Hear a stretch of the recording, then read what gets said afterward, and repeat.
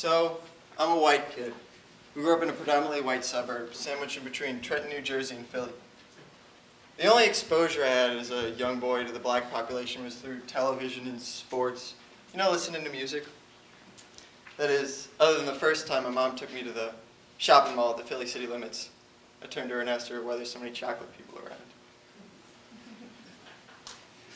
Even as a young boy, I knew quite well that I was attracted to the opposite sex. I was real comfortable with them, and let me tell you, the attraction ran deep.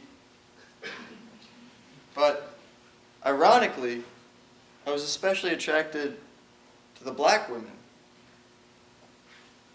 There was something exotic,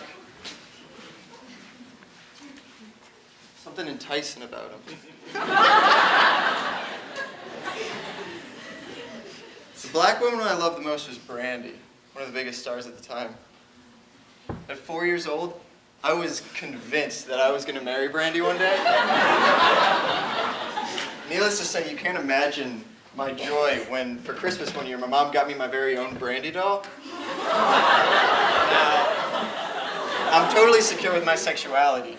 I love women, and I pride myself on being a manly man, but God, I love this doll.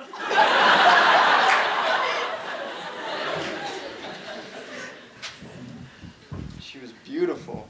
She was sexy. I put her up on my shelf, and there she stayed throughout my youth. Every time I looked at her, I imagined I was with the real Brandy. My attraction for black girls has somewhat subsided over the years, although I still appreciate their confidence and their swagger. For being as much of an all-American white guy as I am, they seem to like me too. When I went to high school, I had a lot of African-American friends. Became a little bit more aware of their culture. The girls seemed to like me. They liked my last name, especially. They liked my sense of humor. More recently, I asked one of my fellow student athletes, an African-American female, why she thought all the black girls gravitated towards me. She said it was the confidence I got around them, the way I talk, the way I walk, the way I dress. But in her own terms, she said it was a certain swagger that I got to me. I've come a long way since I was a little kid. I left Brandy back home, opted not to take her out to college. Sometimes, though, I still think about Brandy.